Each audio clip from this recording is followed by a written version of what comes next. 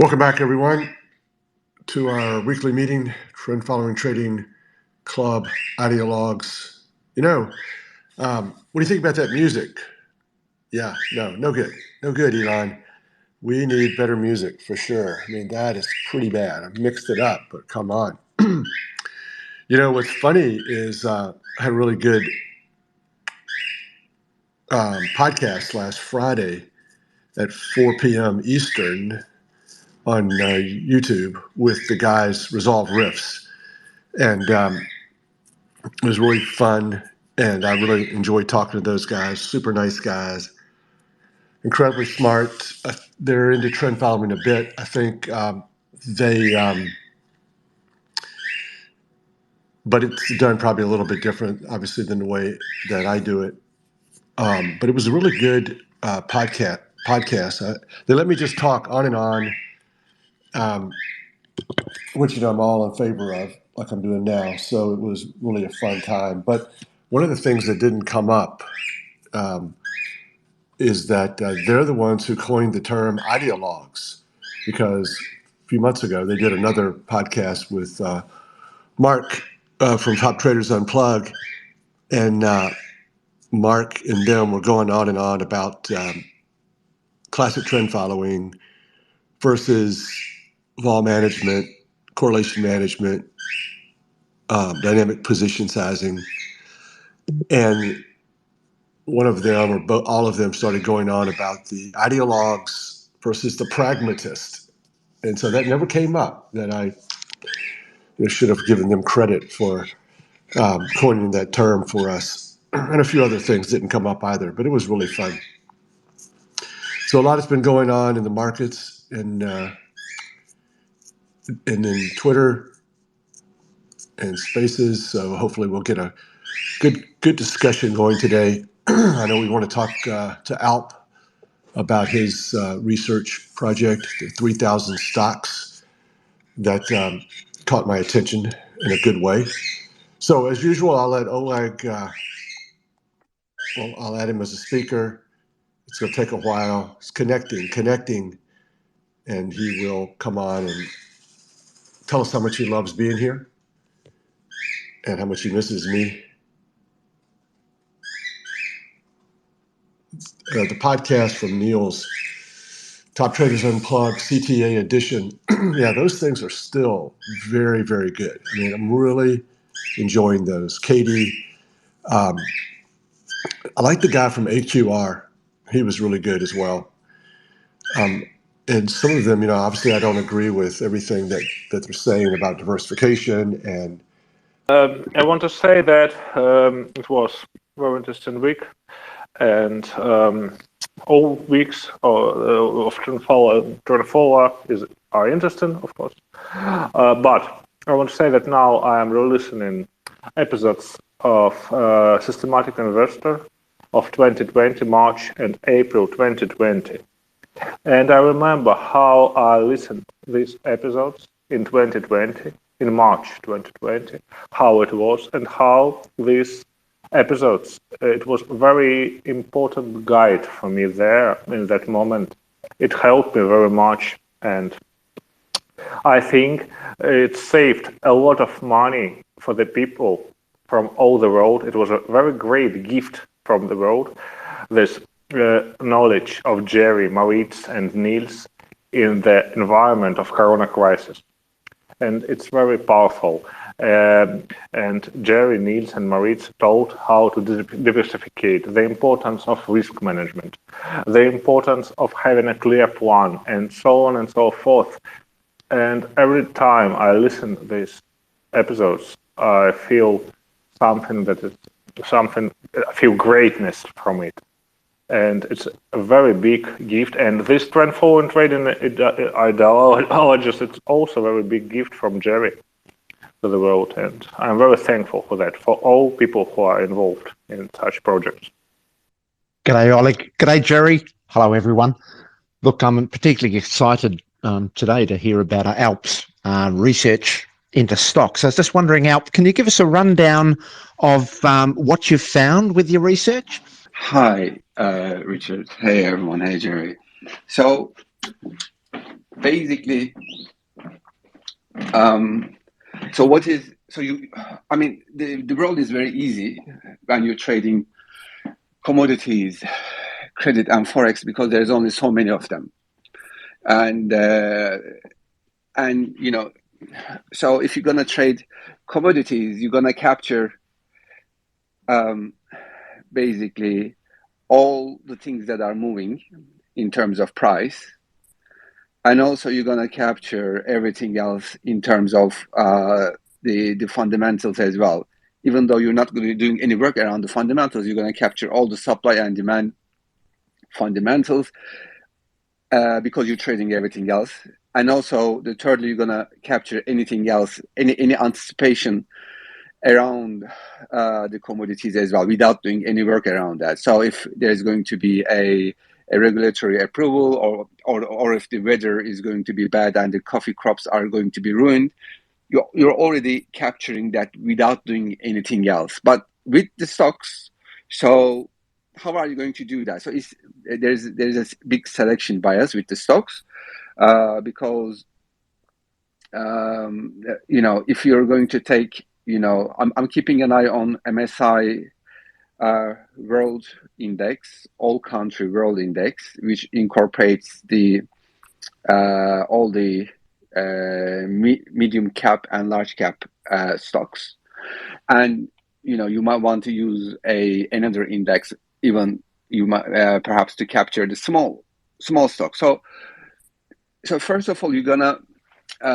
do this thing, with my experience set.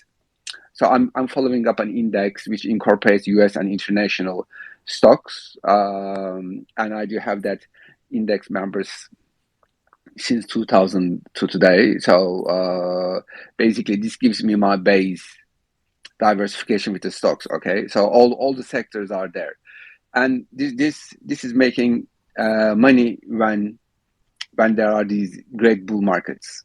Okay, so that is a tick. So I think if you use any approach, it's going to make money with stocks, single name stocks, when there are great bull markets. So 2003 to 2007, 2009 to 2013 and onwards, it's just going to make money. But what happens?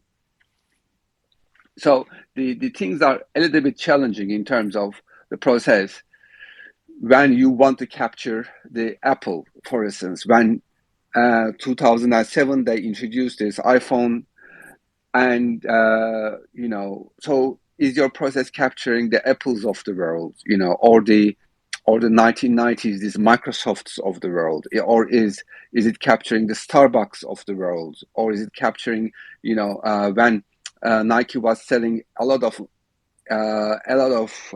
shoes when Michael Jordan was playing? Is your process capturing Nikes of the world, or during the pandemic, is it the Zooms of the world, the PayPals of the world, or the Teslas of the world? So there are these growing companies are adding huge amount of CAGR.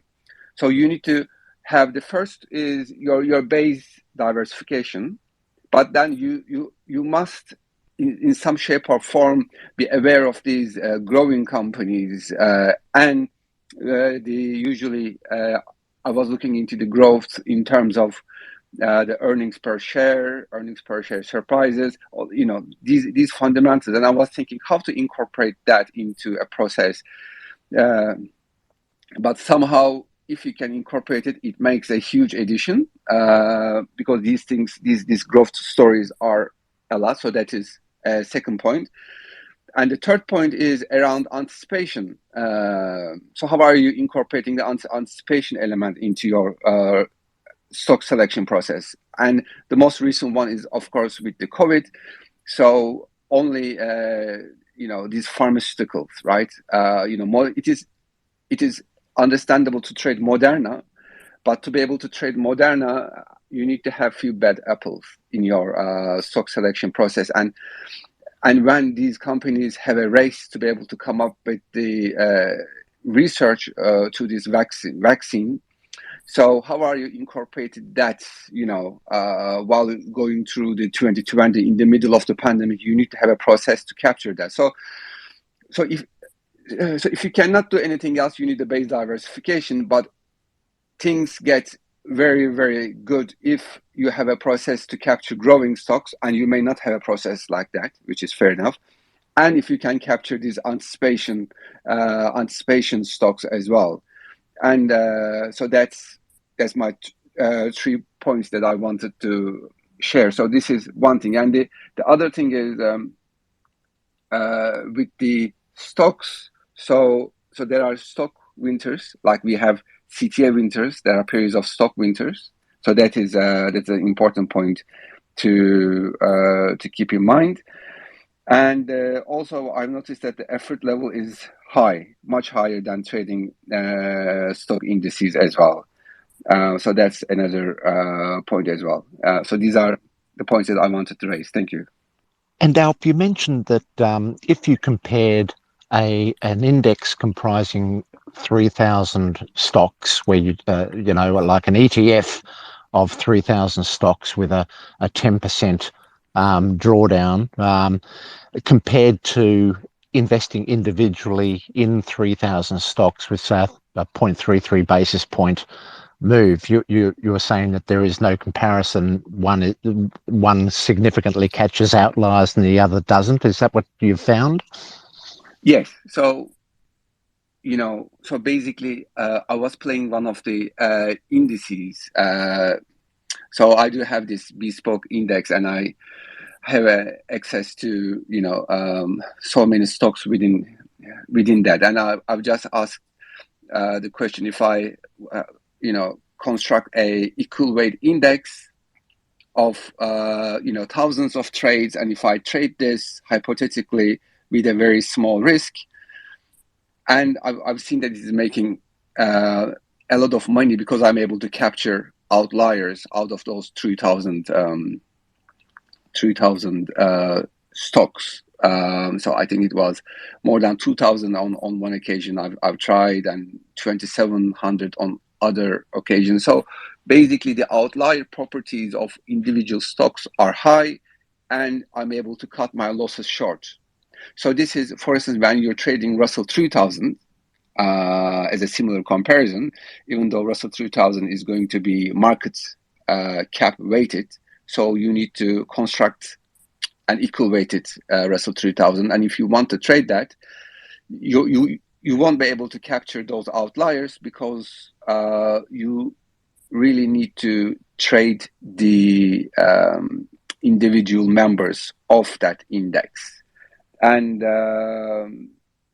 of course, there are many outliers if you trade that. So basically, the point being is we are much better off.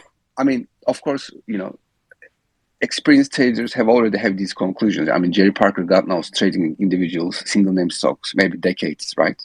But the point that I'm trying to make is, we are much better off if we incorporate hundreds or thousands of single name stocks, and we are much better off if we also capture growing stocks and then the high anticipation stocks of that macro environment, like the COVID, for instance. You want to trade Moderna, right? Trading Moderna adds value. Trading growing companies add value. Thanks. Richard? Okay. I want to say that sounds interesting, but I did something similar with bonds. I'm not talking this week. I'm not talking about picking something, but I looked bonds. We know, all we here know that bonds are very high correlated sector, and I decided to do a little research. How much a big diversification can help to improve the classical trend following strategy. And I saw that even in so highly correlated environment, like we see in this environment, fixed income, diversification really helps, and it reduces drawdowns. So, for example, and it's some bonds act differently, even if it's not so much differently, but individual names do a nice job. So, for example, in one bond, I see, for example, minus 20 United States dollars. And in the very high correlated bond to this bond number one, I see plus 60, and so on and so forth. And in this way, we reduce drawdown. We can reduce our drawdown, and if we at least, and if we reduce a drawdown, our profitability over the long term will be higher. So if even not outliers, not capturing this out, even not this idea, but I like the idea. I've said this before. I like the idea of reducing a drawdown by very big diversification. So diversification is really very important, and I know this for many years, and I have seen this in a bond space in this week. I did research, and I'm happy with this. Alp, can I ask you a question? How feasible is this in terms of data? Meaning, for example, I was trying to do a simple moving average on the S&P the other day, and I couldn't find the monthly closing of the S&P, and not to say even the total return closing of the S&P. And so doing this, which means having correct price for every stock, and if you want to diversify, it will be in the world, plus the dividends, etc., plus managing the existence and the disease of all those databases, and even then the fundamental analysis that I think you mentioned. Do you think it's possible, and it's not, even if it's possible, if too costly? Look, so the effort level is high. So I was pulling my hair while adjusting the historical splits of US and international stocks. And that's the work that I have done. I haven't adjusted them for dividends. And because I'm a short-term guy, I've said, all right, the assumption was it is going to be in and out, and I'm sure that is not 100% correct. But I'm just living with that. But still adjusting for historical split is a lot of work, a lot of time series data that you need to do. And overall, yes, it is very effort-driven process, because selection bias out of multiple thousands of stocks, and you wouldn't want to be missing, for instance, Crocs, right? When the world started to wear these shoes, the Crocs, and when the earnings per share of that company is increasing, your process needs to identify as a small company, and you're much better off if you're able to get that thing right. And this applies to all the other known technology firms that we know, the Teslas, the Zooms, the PayPals, the Googles, the Amazons, and so it makes a huge amount of difference. So you need to have a base diversification. Then the question is are you able to come up with a more complicated process to look into growing companies? And there are very nice companies who have made cancer research, for instance. So are you aware of what are the leading names, the growing companies on the pharmaceutical? So it's another process, that one is. And the microenvironments, because you wouldn't want to be missing the race for vaccination as well. So, and or another example, today there's a geopolitical event is happening. There's a war. So, what sort of a process you have to capture in terms of single name stocks for that as well. So it's a high effort game, but if you cannot do anything else I'm on my second year in my trading, so using an index and following its members adds huge amount of value during the bull markets. So if you cannot do anything else, if you do just that solves your problem in terms of single name stocks, really. Thanks. But one question: suppose that you are able to do the effort and you have the technology, etc. Do you think that the data exists in a good way? I mean, to make good decisions, or or doesn't it even exist, or is very wrong, or it's very unfaithful to the truth that it really happened? I mean, the price data is not expensive to get for stocks. Definitely, especially US stocks, is everywhere. It's just, people sell this data already adjusted for these historical splits when dealing with daily data. So the world is easier when dealing with daily data. But when it comes to minute data, they didn't actually bother adjusting for it. It's very interesting. So you can see their database adjusted for daily data, but not adjusted for hourly data. So what happens is, by comparing it into the daily data, it's just a little bit more work to deal with the hourly data. So it's from open, high, low, close, that information is there, and I'll say it is not expensive to find the data for the single name stocks. It's just a little expensive to follow an index, a bespoke index based on your selection criteria. But so what I'm doing is, it's not possible to get rid of this selection bias. But what I'm saying is, this is my second year, so I don't know much. So I can trust an index of, constituted by a company like an MSIs of the world, FTSEs of the world. And if since 2000 to today, if that index is providing enough returns for me to trade it, I will incorporate that into my process as level one, as the basic process. And then once I do that, then there's the second level, because I don't want to be missing those growing companies, and I don't want to be missing those high anticipation stocks as well. So it's just the game gets better at every stage, actually. Thanks. So I think Thank you, Alp.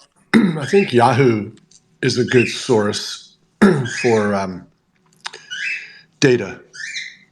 We use Yahoo sometimes, and then I do data checks a lot of times with our sources and then Yahoo. I have found sometimes the least perceived accurate data is actually makes different mistakes, and so sometimes the best data sources make mistakes. They skip dividends. This past year, this may be something that happens every year. A lot of stocks and ETFs paid dividends December the 15th versus January, and some of the better data sources actually missed that, and some of the worst data sources actually got it right. So you can never really tell. I think, the some of the things I think I heard from Alp, I don't handle them the same way. I want to have a fixed universe, and I'm going to build my stock portfolio, the markets that I'm going to trade, from a purely just diversification. I'm not going to look at historical performance, and I'm just going. It has to be a stock with a year's worth of data to fit into my system. But I'm just choosing these stocks sort of discretionary, based upon reading about them and building a portfolio that is really diverse with different types of companies: small cap, mid cap, smaller companies, and then I'm fixing that universe. I'm not going to. Another rule of thumb is treat these stocks the exact same way philosophically that you would treat the futures markets. Like, I'm going to trade cocoa. It's in the portfolio. It's always been in the portfolio. It's always lost money, and it hasn't. I'm not going to put it in and take it out based upon some sort of global events. So these stocks are in there for the same reason that the commodities and currencies and interest rates are in there. They provide some level of diversification, and they allow me to build my portfolio up to 300 markets, so I can risk 12 basis points per trade and have fun with these small bets. And I'm going to trade all the markets with the same system. So once I've built up my system with no stocks, I will then start adding stocks and then run the back test to see is by adding stocks, is this materially changing the way that I need to trade? In other words, are stocks going to influence my system to become longer term or medium term? And so one of the things we ran into when we first started is to be careful with that, because what we were seeing was, yes, stocks can unduly influence your systems. And when we did it, the stocks had amazingly great trends. And so the computer really liked the stocks, and it wanted to focus in on those parameters, long term, not getting out because the trends had been so long term that you need to kind of make sure that, that that the stocks or any sector is not having an undue impact on your system choice. And that's your bottom line. How is this going to change my system choices, my parameters? What I've been doing recently is like focusing on these smaller stocks, building this portfolio, and then putting in some larger stocks just to short. So larger stocks to short, and then indices to short. Yeah. And so I think I'm kind of long the small ones, short the big ones with lots of diversification. I want that ATR to get really small and tight. And then when I'm short, and if we have a big panic sell-off, the diversification will all go to one. There'll be no diversification. The correlations will, every stock will be sold and dumped in this chaos and panic. So I'm trying to, I'm enjoying giving index trading and large stock trading, which is sort of like indexes, the total back of my hand, the absolute zero respect for trading these things, except they'll probably have really bad periods because all the stocks in them will get crushed. And the diversification prior to this downside breakout, hopefully, will cause that ATR to be really small, and I can put on a gigantic short and watch them just get crushed. So I just think that's the overall mistake that CTAs have made with stocks. Number one is not trading them. And number two, not thinking of them in terms of treat them like all the other markets. How do you treat the other markets? You would never trade the dollar index, a commodity index. And then finally, I just want to say, whenever Alp talks, I'll have to remember he's talking about hourly bars. So sometimes when he messages me, I get really excited about some of his research, and I'm like, oh, wait a second, that's hourly bars, not what I do. Do you have like a great filter, which is the minimum volume that you have to trade because of your position sizing and because of the stock in general? Isn't that something that really influences which stocks do you trade, or do you get into small stocks where there is very thin volume? You don't care about that? Oh, no, I care about it. I think, they asked me on that podcast, how do you decide how many stocks to trade? And that answer is the same for me in all the markets, and it's to the degree that the diversification justifies it. So there's 55 commodities, and there's 5,000 stocks. And I think that the diversification that you can get in the stocks overall will be more most of the time. Sometimes it's going to be zero diversification. We've seen that. We've seen zero diversification in all the sectors around COVID. We saw zero diversification in the bond market in the dollar trade last year. And now the best place for diversification really is stocks and maybe some commodities. Although I did get short dollar, Poland, Hungary, Korea, Euro, Swiss, some of those. I am sort of long and short dollar now. But yeah, so to the degree that, adding more stocks to the portfolio gives you more diversification and different bets, then that's what you do. So that could be 25% or it could be 50%. In my case, it's 50%. And but it's only because stocks deserve it. If there were 5,000 commodities, then I'd have 50% commodities, right? And then I definitely want to pay attention to liquidity. There's so many stocks that it really was like a freed me up when I decided to try to trade smaller stocks, because then that's just one more thing you don't have to look at. I have all these lists of stocks that I have researched over the past few years, and the lists are long, per sector. And so now to just eliminate the bigger ones, it just helps you with your choosing.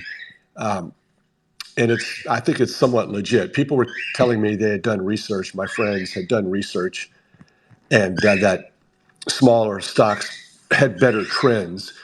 And it made sense to me in that they're less diversified, they're less like an index.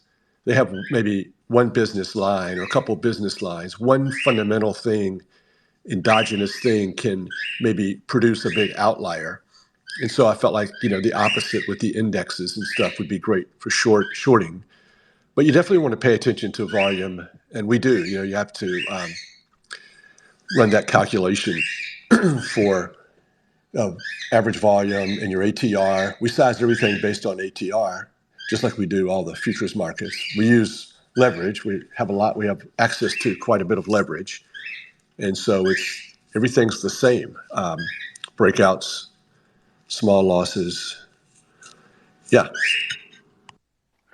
Just wanted to mention, I think this week the eye opener for me in terms of this looking into the stocks is to be able to learn from this commodity trading, and how are we going to reflect the same sort of lessons to the stocks, because there is only limited number of futures markets and the commodities.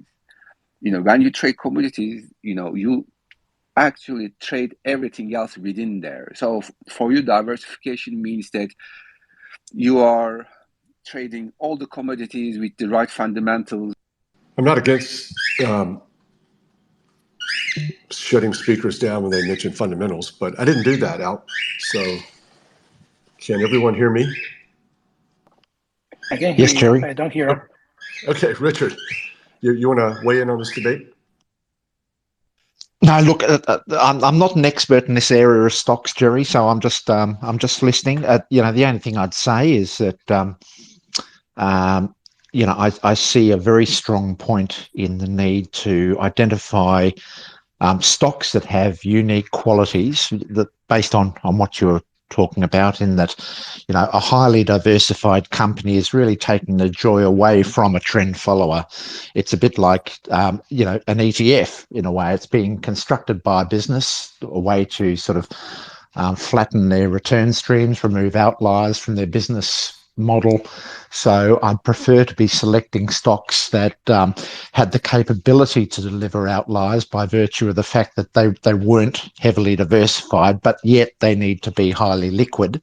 So, there's a sort of, you've got to look at the liquidity as well as the level of diversification in the company.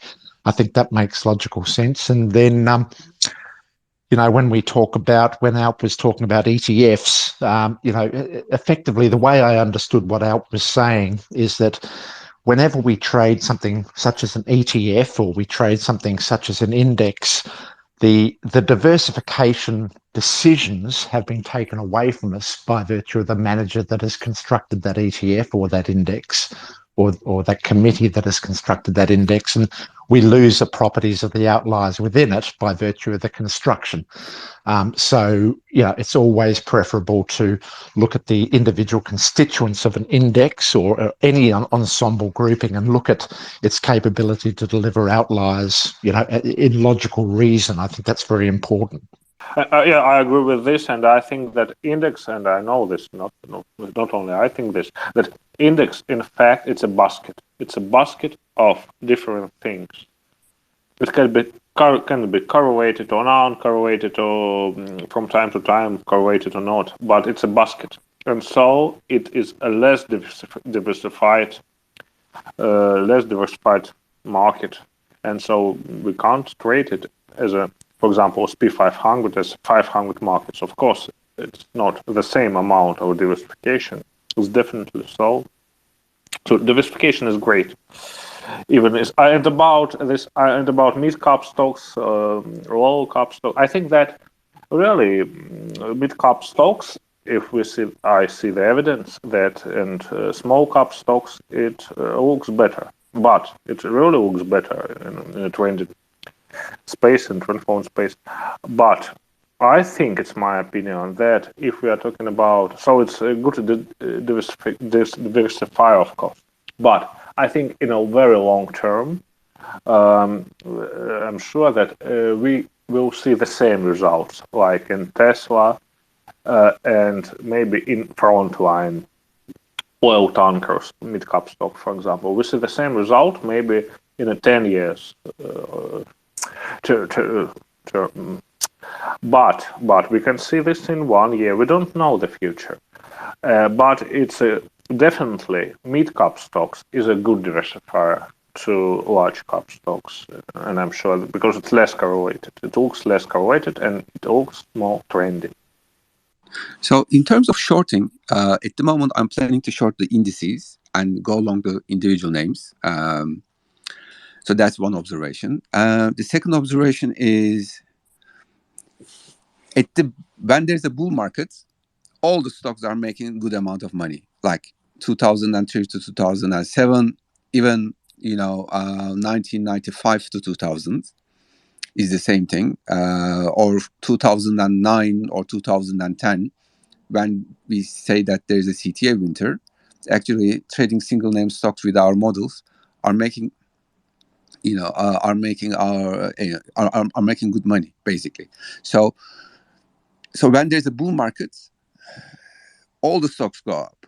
So the only question is when it is not a start of a big bull market, or when it is not, when it's a bear market or just any other market type, then your selection criteria matters. So that's another problem. So that diversification adds up, but it's really it's a big decision whether you're trading Moderna or Tesla or Zoom or PayPal or Nike at the right time or not, actually. So selection makes a huge amount of difference. And when it's a bull market, the returns are almost guaranteed because there's a long bias with the stocks. So it's no brainer. But when it is not the beginning, especially the beginning of the bull markets, okay, or a specific period of time, you make a lot of money with the stocks. But the question is, what happens on other times? How is your portfolio actually reacting when Nasdaq crashed out 70%? Or how are you dealing with 2022 with stocks?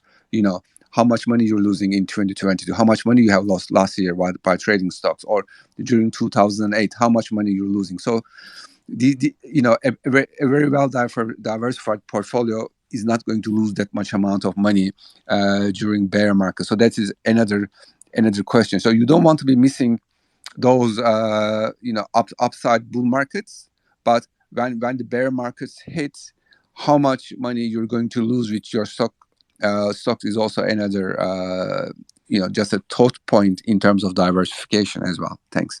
When you go back and do your back test, and you start want to see how your choice of stocks historically has looked, you want to see some shorts and longs on at the same time. And then sometimes that's not going to happen. You're going to be long everything. And I guess that's great, right? We're long everything versus the dollar. We're short all the interest rates. So, yeah, that's kind of a bummer. We're making tons and tons of money, but we don't have a lot of diversification at that point, such as life, right? And then, but as a rule, just like all the different markets and sectors, you kind of want to be able to go back in history and see, it's not always long, not always short. So, and then whether you're in Tesla or Moderna is a random, and it's random for me. But the way to handle this randomness is to put these things in your portfolio and keep them in there. Don't take them out. And so whoever didn't have Tesla and Moderna like me, well, they have two other stocks in their portfolio, and maybe the next big trends outliers will be in their stocks. and it'll be a long time before I get another big move in Tesla or Moderna. And I know Michael was bringing up this idea. I really didn't understand what he was saying. What if the next 100 markets you add, what if there's no outliers in there? Yeah, I mean, but what if all of them in the next 100? I mean, it's choosing these markets. No one blinks an eye. No one has any anxiety over trading all the commodities or all the currencies. The biggest, most profitable, smartest firms, CTAs in the world, they trade every single market because I read their newsletters and I pick up markets that I hear about from them. And so I go out and I set up the ability to trade the Thai baht. And so no one gives a crap about that. However, and it's the same way it should be with stocks. You can't trade them all. That's a little bit different. But the roadmap to putting them on is do your best with the diversification. It's not always going to work. And have a fixed portfolio. So you'll get your fair share of these outliers, but you certainly don't want to kick stocks out and then add them back in some sort of anticipation of being able to predict when they're going to have these outliers. Yes, but you wouldn't want to be missing Apple when Apple is, producing these iPhones. So that process, that diversification process, that systemic process, I suggest, needs to incorporate capturing Apple in some shape or form between 2007 and 2020, really. Because if you cannot do it, if it is just a random choice to incorporate Apple or not, it makes a big difference in the portfolio if you incorporate Apple or if you don't incorporate Apple. If you have a process to incorporate Apple, or if you don't have a process to incorporate Apple. Same thing to Moderna. If you have incorporated Moderna before 2020, for instance, well done. That's wow, But Moderna has turned out to be one of the winners during 2020 with the vaccination. So, do you have a process to capture that? It makes a difference to have the Moderna or not. It makes a difference to have Tesla or not. So, that's why the amount of work that is required is higher when trading stocks. Thanks. No. So it's fine. I mean, we just disagree. So that's very clear disagreement there. You were very clear. And I totally understand, and I just totally disagree, except the editorial points of it makes a big difference. Oh, all of those fact-based things, of course it does. However, that's just how life works. And it's very interesting because, you can sort of acknowledge that if you don't have capital or infrastructure to trade all the currencies, to trade the Russian ruble, or is not liquid enough for you, or you don't have enough capital to trade everything. You can kind of have a different regret that well, those were the ones that I should have traded. They were the Apple, Moderna, Tesla of currencies, and then I trade a lot of interest rates and then ETF interest rates. And so maybe I'll pick up on some of those and you'll say, well, I can't get those because infrastructure or capital or whatever. And then so you kind of have that anxiety about that because they exist and they're in the universe of all large CTAs. And then you have a certain other type of anxiety, which is you can't trade all the stocks. And I really feel like I need to figure out a way to identify, because identifying the time to identify Apple was many years ago, and to and somehow figure out that was going to be a big one. I mean, maybe you just do it fundamentally. I wouldn't do that either, but I think I don't really think that that's achievable. You can't trade them all. You can't trade all the currencies, commodities, maybe, and then you're not going to be able to trade. The largest trader is probably not going to be able to incorporate every single stock and make sure that they get Apple. So it's just one of those things that your share will come. You don't get Apple, but you'll get something else. I guess it's another way you could convince yourself to trade the indexes, because I remember being, it's one of those things about trading where I know where I was and I know how I was impacted when something happened that I'd never seen in London or Europe somewhere, when all of a sudden the Nasdaq was having this amazing performance as relate versus Dow and S&P, and I had never seen this before. That what the heck is going on? And my people around me and my company were saying you need to figure out a way to overweight Nasdaq or only trade Nasdaq. And so I think these are like things that happen, but I don't think there's any good way, math way to make sure you get Apple. You just got to let it go. Yes, but that's the whole point of a selection bias, right? Because we don't have that selection bias with commodities, because I'm trading all the commodities that my broker gives me. I'm trading all the USD pairs. I'm trading all the Japanese yen pairs. I'm trading all the bonds that my broker gives me. So, the life is easier because I don't have a selection bias there. But when dealing with this 5,000 stocks universe, we have a selection bias, and it's a point of differentiation when it comes to running systems. We do have differences, of course, but it is a very clear difference whether your process is able to capture those winning names, and it is all obvious that Tesla is a winner. But if your process is able to capture Tesla, so you're in a much better position, and that's why I'm using an index, and that index that I use has a process to be able to come up with those names, and that's why I'm able to trade Apple and Tesla at some point, not at the beginning of their life cycle, but when that index incorporates the Apple and Tesla, then I'm able to trade that. So that's how I am approaching to that puzzle. Thanks. Alp, how about, so I totally understand where you're coming from, but let's say we had a selection universe in our stocks of 5,000. Effectively, it's like a watch list. They're things that we're prepared to trade.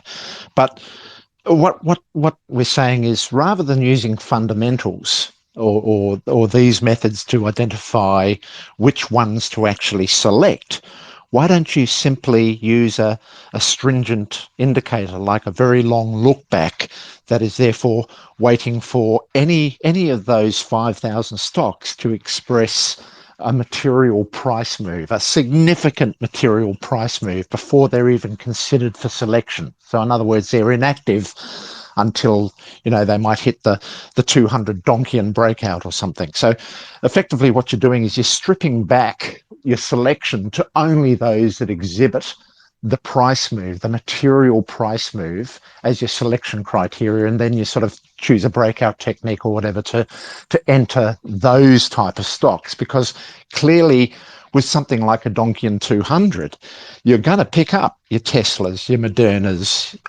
your Amazons, all of these things that have these material price moves. And I would assume that the vast majority of that 5,000 listing wouldn't even meet that criteria. Could that be done? Yes, and actually that's what I've also done. So I was looking into stocks out of the around 3,000 stocks that I was working on, the ones that hit 2-year highs. Not 200, not 1 year, but 2-year highs, to be able to make that smaller, and that works. So because there's a selection bias, so either you can go all price based, but so whatever you do, you need to come up with a way of ending up with a tracking portfolio. So this conversation is not a conversation around where to enter, where to exit, where the position size, which systems to use. So this conversation is all about deciding on a tracking portfolio. So how are you going to come up with that tracking portfolio? And yes, I definitely agree, Richard. And that's why I was looking for 2-year higher highs to be able to come up with a portfolio as well. So that's another way of doing it. Thanks. Hi guys. Hi everybody. So stocks were my first venture into trading in the 90s. So That's how I started trading. I started trading stocks. I started building models with stocks in MATLAB with data in the 90s. And I guess I was lucky to be in the 90s, especially the second half of 90s, to kind of point out the importance of momentum and trends, because that was vicious. Those trends were vicious on the tech boom and the bubble.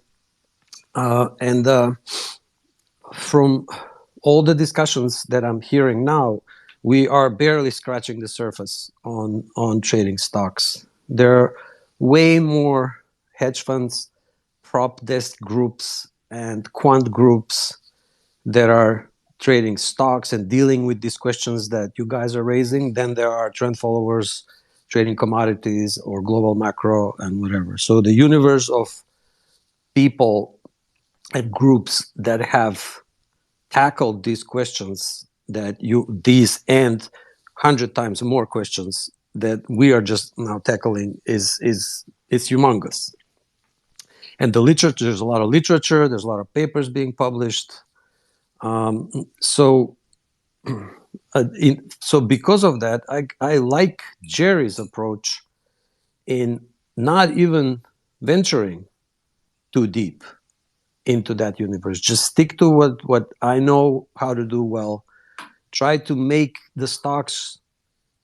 at stocks as equally as you look at commodities or currencies and anything else that moves in your portfolio, and do not bother yourself with all these extra parameters or if-then statements or added complexity that then, of course, so the stock universe, because of the issues, some of the issues that everybody raised here, selection bias and how to build a portfolio and how to eliminate, how to filter for a universe. And it's much more subject to curve fitting and just overdoing things. And there's many more if-then rules. And so Jerry's instinct here is just powerful from years on of trading to notice that and to sense that and to just keep things as simple as possible, even though I'm not convinced that Jerry eliminates selection bias, which can be huge, by saying, hey, I do not have a strategy to select my 150 stocks out of 5,000. Therefore, I don't have a selection bias. So I'm just going to go randomly pick 150. It's not based on a criteria or on earnings growth, or like Alp says, or on, 200-day Donchian, like Richard says. So basically, I don't want rules. I'm not going to add rules. I'm not going to have extra complexity into my model. Therefore, I'm immune to selection bias. But randomly picking 150, universe of 150 out of 5,000 saves you from selection bias, because you're not selecting according to a criteria, but exposes you to randomness. It exposes you to luck. And the only way to see how lucky or unlucky you could be when you select 150 out of 5,000 stocks to put in your portfolio is to actually do a Monte Carlo with 100,000 portfolios of randomly pick 150 stocks out of 5,000, and then see how your strategy would perform on all those 100,000 portfolios, and then do the spread and do the distribution and see what's the likelihood that you end up in a certain part of that distribution. But by saying that, no, I don't want to do that, I don't want to select, you just pick 150 and pray you pick the 150 good ones. They're not going to whipsaw you to death for the next 20 years. So And in terms of... that's exactly how we chose the markets we trade.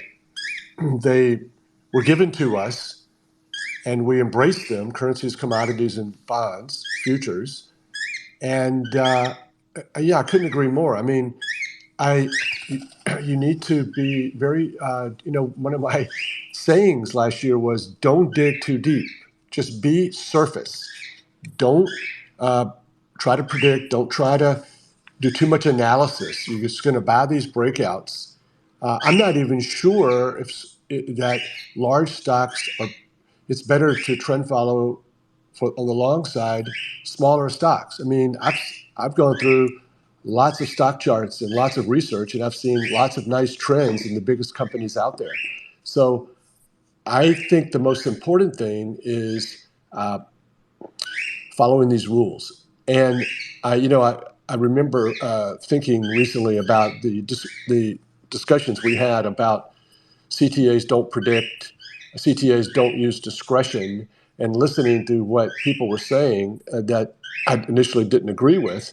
And I think it's kind of probably okay to sort of admit that, yeah, we do predict in some way that these systems we choose, these markets we choose, they are going to continue to do well. And then we do use discretion and have these biases because we're choosing these markets. And I don't even know how not to be biased when I choose stocks or when I choose the systems I trade and how to and the futures that I trade. So I think the most important thing is once we get finished with our predicting, and once we get finished, it's a different kind of predicting, but once we get finished with doing that and our discretion, we follow these rules.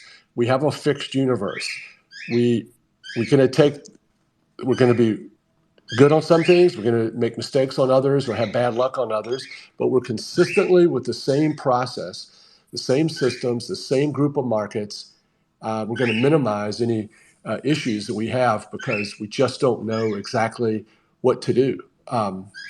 So I think that's the most important thing is that we're following rules. It doesn't, I'm very okay with how people get to their rules, just get there and then start following them. Yep. So in terms of, I mean, by the way, there are ways to systematize and choose these portfolios or sub-universes of things, and then you can apply rules to. There are systematic ways that don't necessarily are at risk of overfitting, and people,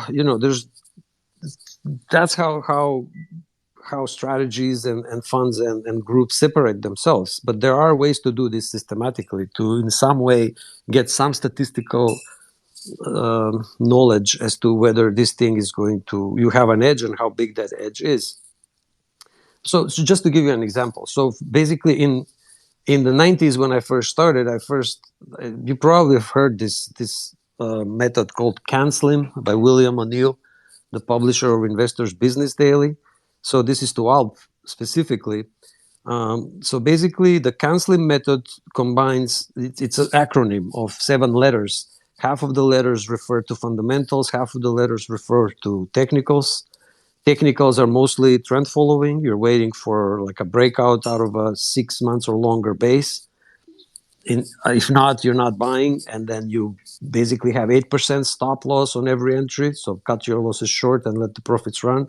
So all those basic rules are there in terms of technicals. And then on the fundamentals, the 3 letters about fundamentals, basically you're looking at annual earnings per share growth and quarterly earnings per share growth. So you want 2 years in a row of superior EPS growth and 2 quarters in a row of superior growth. And that's how help you scan for little nuggets that are kind of standing out above the crowd, and that puts those. So out of 5,000 stocks, the canceling method kind of gives you a universe around 200 stocks to kind of watch out for that 6-month breakout, and that's how you go in. And you usually have like 10 or 15 positions, and you just ride them until they go, and then you get out. So there are ways to do this systematically to combine fundamentals and technicals. If you don't like fundamentals, one way to select is not by absolute momentum, like Richard suggested, but by cross momentum. So by basically ranking.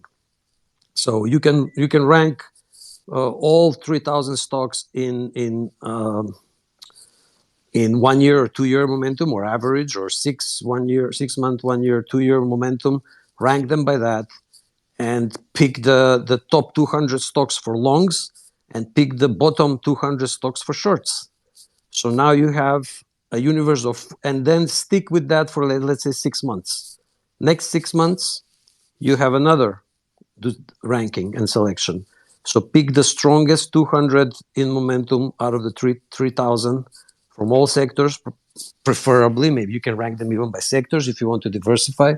So out of 16 sectors, you pick the strongest sectors, and then in the strongest sectors, the strongest stocks. So there's different ways to pick this universe, or out of few hundred stocks out of 300, and do it in a systematic way, and to put you in where you want to be, and to guarantee that you're never going to miss those Apples or Teslas or Modernas, because they will definitely show up in these scans and rank themselves up in the tops and the bottoms. Tops for the longs, bottoms for the shorts. So there's a lot, and I agree with Alp that stock data could be very dirty. Cleaning it, maintaining it, making sure it's correct. It's a huge effort. So let's say a 6-member team at a prop desk or at a hedge fund who's doing quant trading stocks has at least one person dedicated just to maintaining the database. That's how important it is. So even though they're buying data from all over the world, so there's one person that combines that thing, make sure it's clean, make sure it's running, and one or two persons. Renaissance has, I think, a whole group of 20 PhDs that are only worrying about data. They're data gardeners. They're data maintainers. They don't do signals. They don't bother with signals. This is how important it is. And the more short term you are, the more data becomes important, and the more data gardening becomes important. And this is especially for Alp, and for anybody that plans or intends to trade stocks with 5 days or less time frames, like holding periods or whatever. You will get butchered by teams that have these data gardeners and that have execution teams for execution who are worried about slippage. So if any of your strategies, and first of all, calculating how much slippage is for stocks, for particular stocks, by liquidity, by size, by time of day, and whatever, it's a science in itself. So just saying, oh, I'm just going to assume 20 basis point slippage transaction cost for all stocks is wrong. And it's going to be more wrong if your time frame is less than 5 days or less. Like if you're trading short term and high frequency, these slippage assumptions, you can't just wave them off. They can flip your equity curve from going up to going down. Very easy. So there's a lot of holes when you start trading stocks, and especially short term. There's a lot of things and obstacles that you can trip over. You'll trip over, you get your knees bruised, then you get up, you brush off, you learn the lesson, then you go up again and you go up again. So it's not trivial. That's all I want to say. Yes, I agree. The work is a lot. But in terms of data management, I think we are all coming from a very strong foundation, because we all deal with stitching of these future contracts, isn't it? So we have a working knowledge of dealing with so many futures contracts to be able to backtest the commodities, the credit side of the things. So actually, so we already have this sort of a database. And in terms of the database management, yes, I do have a 1-minute database, and then I do have a 5-minute database, and I do have a 1-hour database. And it has taken many months to be able to put these things together. And now I'm in the process of adding the stocks into that, and it is, it's frustrating at times, and it takes weeks of work. But I'm planning to, at the moment, I'm trying to make my portfolio. Jerry Parker is trading 150 single name stocks, and I'm planning to trade something else like 60 at the moment. So that's what I'm planning. So it is not as difficult as trading 3,000 single name stocks. So yes, I agree with Absolute when he says that maybe there's a person or two just for the data. Yes, maybe if you're dealing with thousands of stocks, but I'm planning to trade, have a tracking portfolio of 60 single name stocks. So it is just going to be not as much cumbersome as trading thousands of stocks, but the overall effort level is still high compared to commodities trading. Thanks a lot. Yep. And I have a question, Jerry. If you could automatize or systematize execution, so the logistics of it, why wouldn't you trade 3,000 stocks? Like, wouldn't you trade all stocks that satisfy your liquidity requirements? Yeah, well, yeah, I think that's a good idea. It is AUM and automation. And when I go through all these stocks and I see that with 150, I have to make choices. And these stocks and these markets that I trade, they're almost like my little children. And I really love them. And I've curated them and I've raised them. And I get so much joy out of watching, these trends and the markets do their thing and bring home money to the family. That I just think, if I was a stock trader only and I had billions to manage, you could just trade all the stocks with these breakouts and with shorts, and it would just be so much fun. I really enjoy researching these companies and understanding what they're doing, and you get this.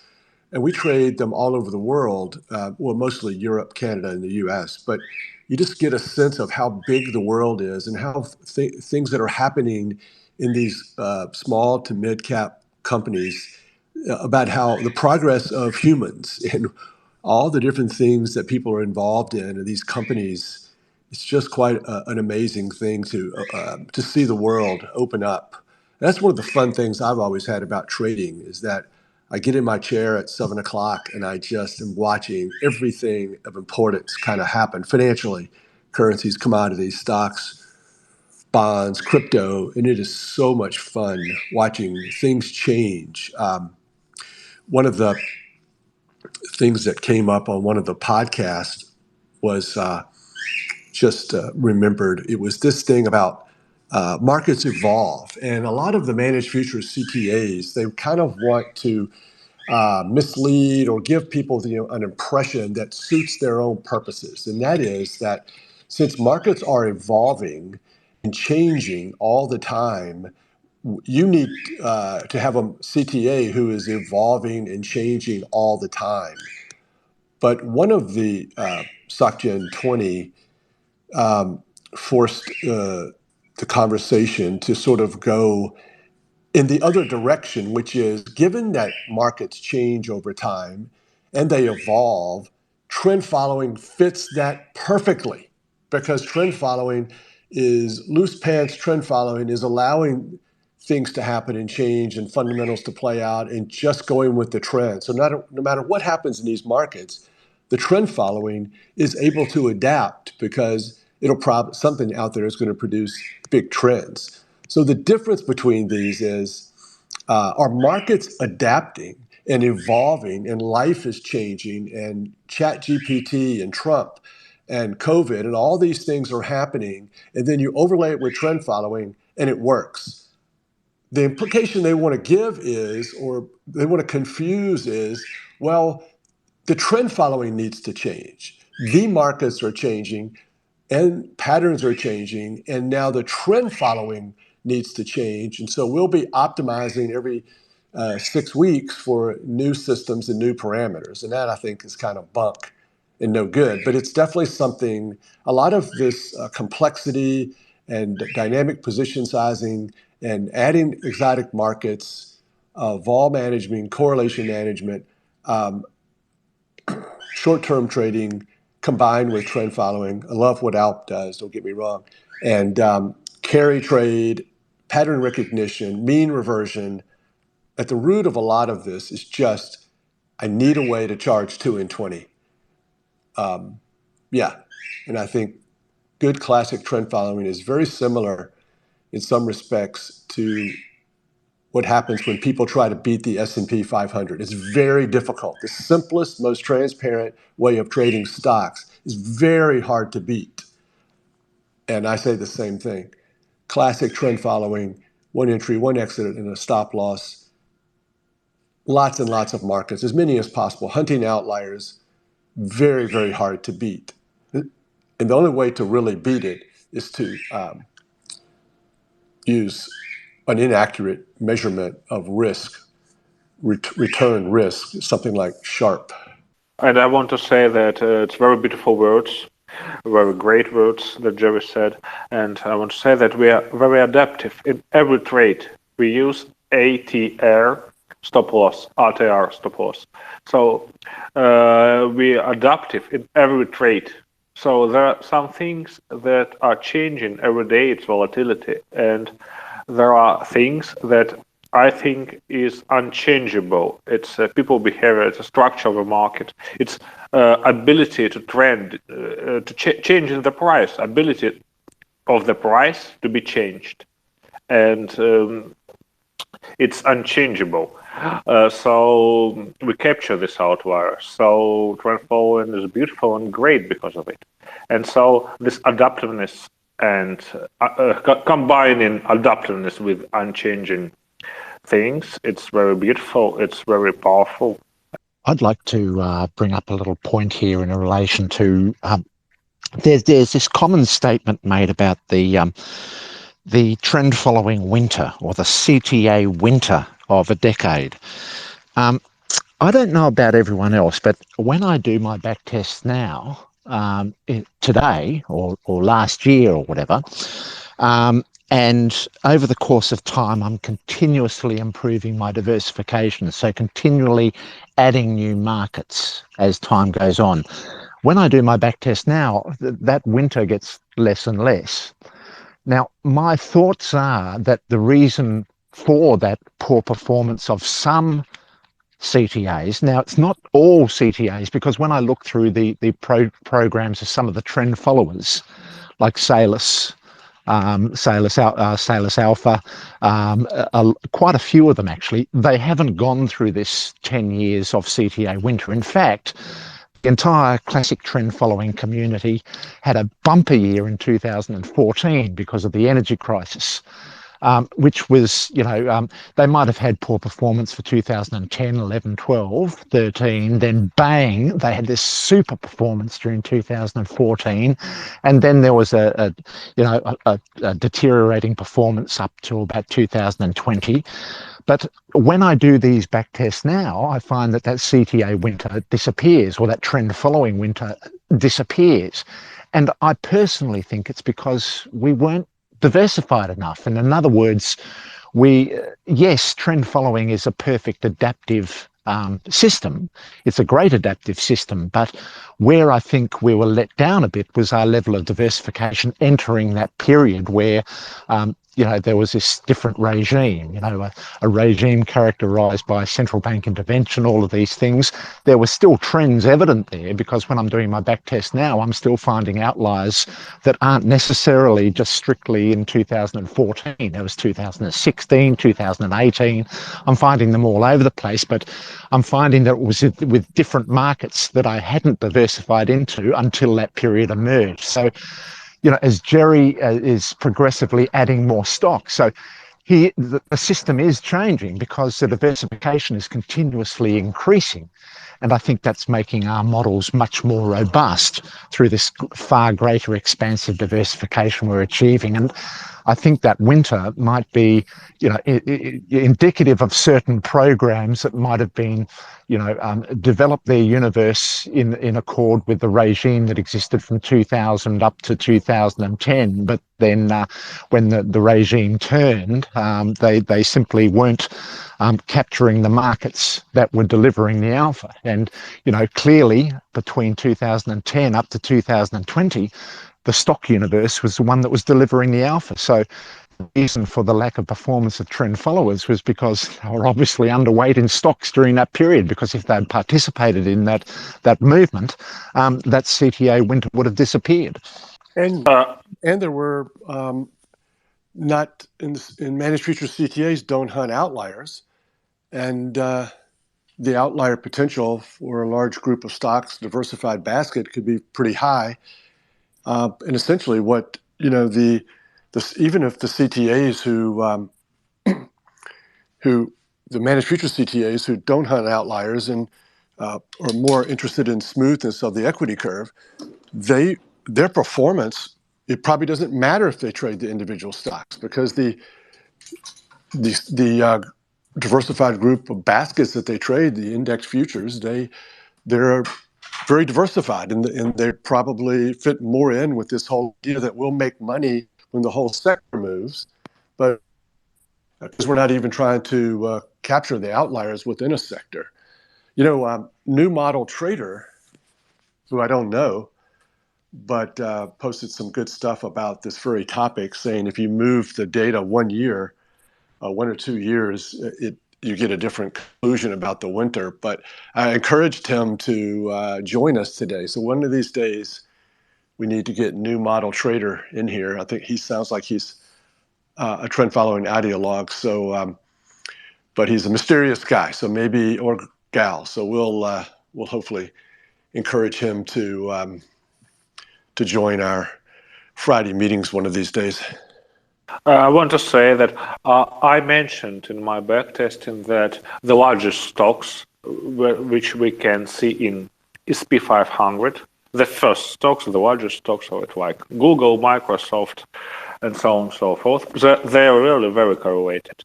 Coca-Cola, they're really very correlated. But and index goes in the direction, whole index goes into the direction of the largest of the movement of the largest stocks.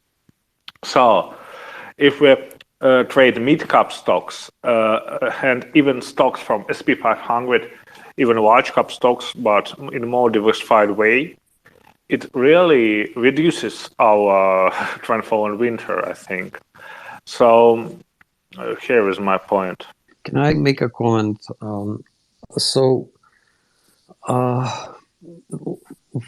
First, when we are now running back tests now after the 10 years and realizing that there are maybe other markets or other timeframes or other things that we could have added or should have added to avoid that winter, that's looking in the rear view mirror.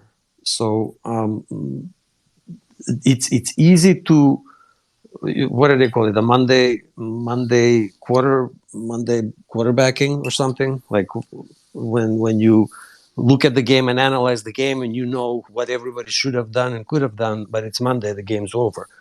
Monday morning quarterbacking. But Monday morning quarterbacking. I don't think it is.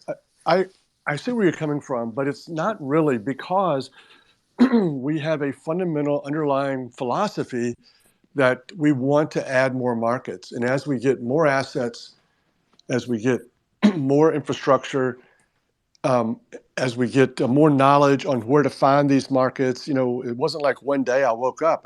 It's this gradual learning process. And I've added, 10 to 15 bond ETFs that are not available in futures. And so because we have this fundamental underlying principle that we want to be very intense about adding more markets, and we can't do it overnight, then it's when we do the back test and Richard adds more markets and his philosophy is proven correct, then I think that's good to know. And you have the vast majority of managed futures CTAs trading 50 to 100 markets and going on podcasts saying you don't need to trade more than 50, 65 classic markets. Yeah. Okay. So I also had a second comment on that. So yes, I agree that diversifying as wide as possible is always preferable. But there were many funds before 2009 that could have traded everything, and so it doesn't really take much capital to take 300 markets. I mean, you can do that, I think, even with 10 million accounts. But absolute, I measure these programs, and there are a lot of programs that didn't experience this winter that people are talking about. The ones that experienced the winter were the SG Trend and the SG CTA Index. Okay, I agree. My second comment, I just wanted to make a second comment is, of course, in one of the strongest 10-year stock bull markets, adding stocks with an implicit long bias And where does this long bias come from? First of all, the long bias come from because all stocks in a bull market are more likely to go up than down. Even though your strategy is looking for shorts, there's not going to be that many. And even if those few shorts that pop up, you have these constraints that, oh, I'm not going to short it because the price is too low. I'm not going to have an outlier going down. So when you add, I understand. So let's say Jerry had 150 markets. Now he has 300 markets, half of which are stocks. Of course, backtesting this 300 market universe, half of which are stocks, it's not going to have a 10-year CTA winter over those 10 years because half of the portfolio has equity exposure with a long bias. So I'm just making a comment that yes, you do want to diversify and everything, but if you now, let's say now the stock market goes in a huge bear market down, and there are these stocks, same stock universe of 150 markets, and then you start eliminating all these shorts because they're not far enough from zero, and you're not going to short, and you still have that long bias, then you're going to have a 10-year winter in half of your portfolio, which is equities, which will hurt the performance of the commodities section of the portfolio, which you hope is going to be great because then it's going to be a crisis, so you're going to make money elsewhere. So what I'm saying is we are drawing universal absolute conclusions over a specific period that happened in the markets, and I'm just commenting and raising a point that yes, there was the one way to eliminate the 10-year CTA winter is to have a long equities bias. But that's what people at the news podcast were saying, and all the other ones, everybody noticed it. You can have that bias even with just trading equity indices. You don't have to go trade stocks with a long bias. So I think the benefit of adding these stocks, yes, it adds the benefit of diversification, but the big benefit that we're not discussing and not noticing is that the long bias that they add to any CTA portfolio. And with that long bias over a 10-year long bull market in equities, of course, going to be very beneficial. So I just don't want for us to conclude that all the benefits from adding the stocks with long bias comes from diversification. A big chunk of that benefit comes from the long bias in a bull market. I'm biased if it's an upside breakout, and all of these stocks could have been, a lot of profit is going to be captured only by being willing to go long at the breakout. So, and I've never even done a back test on my portfolio with these 150 stocks. And I don't really care. And back to what I said, an hour ago, the only legitimate way and reason of putting stocks in your portfolio and the weighting for those stocks is based upon diversification. It has nothing to do with what happened in the past. I would not trade 150 stocks unless they were diversified enough to warrant as much. If there was 150 commodities, irrespective of the back test, in commodities and grains being in a 20-year winter, then I would do that as well. So I think you never want to look back and choose weightings of your portfolio in any regard based upon past performance. Stock indices only, I would never trade them 50% of the portfolio. Yeah, I would just say that shorting equity indices is hard. It's harder than being long equity indices, but shorting individual stocks is an order of magnitude harder than being long individual stocks. And that's why there's not that many short hedge funds or with short bias, or there's this one guy, Chanos or whatever, and ask them the nature of behavior of stocks when they're short and the viciousness of whipsaws from the bottoms and the short squeezes changes the nature of things. So I wouldn't say anymore, but there's ways to analyze this. So the distribution and the behavior of futures, commodities, equity indices as bonds, which are global macro markets with many players, they behave differently when you short them versus individual stocks. So if you can, somebody wants to spend time to study it, you'll know what I mean. And one way to test that, trade 3,000 stocks, both long and short, and see how the equity curves on short trades looks like and how the equity curves on the longs look like. It's going to be very eye-opening. Yes. So absolutely. Just to mention, so in my tests, shorts are working with shorter breakout lookbacks. Interesting enough.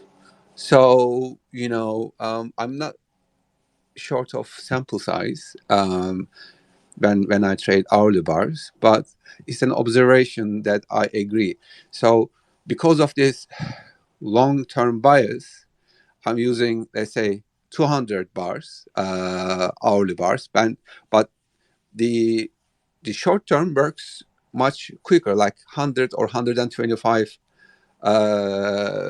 hourly bars is making same amount of money. So it's an interesting observation that shorts are happening at a, definitely there's something else happening, and I don't want to be using the same look backs if I can avoid it. Thanks. Yes, and the shorter, and I'm sure the shorter you get, the better they'll perform. But now I think you may be flying too close to the sun in terms of getting into the mouths of high frequency sharks. They're gonna just scalp you to death in terms of liquidity when you need it, in terms of assumption of transaction cost and slippage. So this is, you're kind of at the border of a very, very dangerous world where the assumptions about transaction costs and liquidity that you have available to you could be very wrong. It can flip an upward sloping equity curve to a downward sloping equity curve. I'm just warning that. So yes, you have to go very, very high frequency, but then the trading and the infrastructure required to actually not get killed with slippage and transaction by the high frequency firms, it becomes exponentially expensive and complicated. Yeah, I agree with this. These shorts in every market, not just stocks, they don't make nearly the money that stocks make. But I would never trade them differently than the longs. That's a total violation of turtle trend following. So I look at the shorts to some degree as just like my contribution to this idea of trading an approach that is going to be diversifying to the trend following and to the long trades. It's probably not going to make a great deal of money, but so I think it's, rather than trading short term or counter trend or something with negative skew, I'll trade a lot of these shorts, and sometimes they'll help out. They add diversification, but I'm certainly not ever going to trade the longs and shorts differently. I ignore all of that. And my shorts are large cap, large ETFs, and liquid index futures. So I don't have trouble executing, and I don't have trouble with any of these markets because I'm frequently selling the breakout and taking small losses, or hanging on and not really making a great deal of money. Nothing like the longs. So I don't really see it as much of a problem. I want to move to another topic briefly. I need to go to a meeting soon, so we're not going to go till another 30 minutes. But I wanted to ask Absolute to give me a short explanation. I've been following some tweets back and forth, and I'm interested in this one subject, even though I'm stepping into dangerous territory here. I want to see if you can give me a short explanation as it relates to this idea that volatility management, vol targeting, correlation management is not the same thing as dynamic position sizing. The way I sort of envision it is you have three things happening. It's volatility of the market and the portfolio, correlations within the portfolio, and then trend. You have some trend things going on. I mean, obviously, if we're going to go from short to long yen, then that's going to kind of impact our calculations. But there has to be some sort of trend thing going on. And I think they called it in the podcast environmental changes, or it sounded like predicting where the market is going, but I'm pretty sure they're not doing that. It's probably the trend changes that they're taking into consideration. And then the guy from Dunn, when asked, what's the most important thing about your money management, he said correlation or something like that. What's a really important thing that he said, yeah, it's correlations. We're just constantly looking at these correlations and mixing and adding and subtracting market from positions to keep this portfolio kind of like balanced in some way. And oh yeah, and you put out this tweet saying something about a straw man, and I think I'm probably the guilty one of using vol targeting as a straw man, which I'm not really sure how I did that, but if you could give me a short explanation on all of that, I'd appreciate it. Yeah, I think also Niels first started to clarify the distinction between the phrases like dynamic position sizing. So there's two main things that they're being confused, that people confuse them, as Niels tried to suggest, and I also have noticed. So it's individual dynamic position sizing, and the other one is portfolio level vol targeting. The individual level position, and I'm not even talking correlation here. For the individual dynamic position sizing, you're only sizing to reverse of individual market volatility. So you're basically asking that each individual market contributes to your, in terms of how much you have risk you have allocated to it. You want to have fixed, not on a position for the current position, but for the whole range of possible positions you can have in that market. The ranges in all markets pretty much should be similar or equal. So you wouldn't want to have one market to overpower risk exposure over the other markets in the portfolio. So that's dynamic position sizing. Portfolio level vol targeting is something much, much more complicated. It requires not only dynamic position sizing, but also looking at correlation matrices and covariance matrices of the whole portfolio.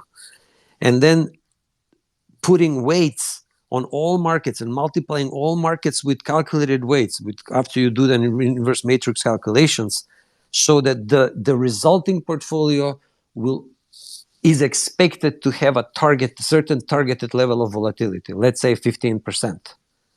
So no matter the strength of your signals, you have strong trends, weak trends, you're a lot long crude, a lot short S&P, a little, a lot, or whatever your systems are telling you what to be on the whole portfolio, you always want to size positions up or down so that the target volatility of that portfolio will be 15%.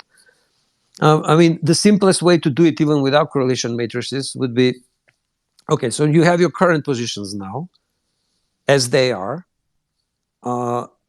and you run the current positions. You see how volatile this fixed portfolio would be if you held it for, let's say, 6 months or 3 months.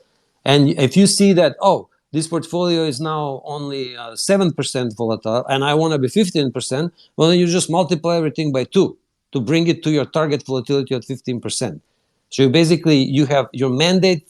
You've mandated to your clients that you're going to use their capital at all times. You're not going to be keeping a lot in cash sitting useless. You're always going to be useful.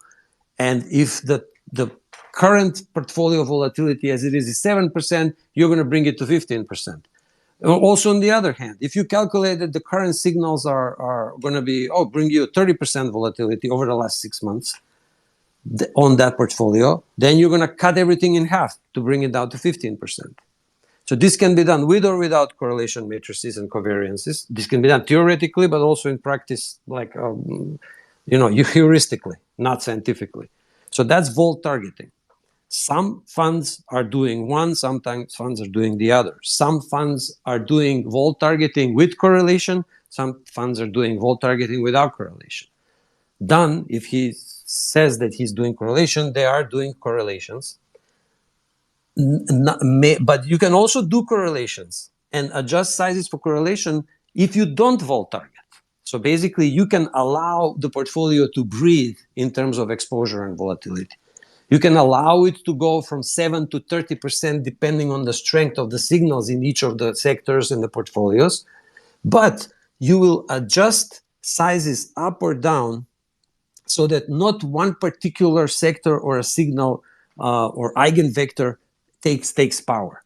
Or the way to describe it is when you start going into matrix and then start doing cluster analysis and whatever, instead of us saying, hey, there's basically 4 sectors which are more or less correlated within themselves, or even with commodities, energy is correlated, metals are correlated. So by name and by nature, we can already cluster things that are more or less correlated between themselves. And then you can start looking at threads of the clusters themselves, not of the individual markets. Sorry to cut you off. Absolute. So I'm going to have to go and call it a day. And thank you everybody for being here. We'll pick it up next week and go a half hour longer to make up for today. Thanks everybody.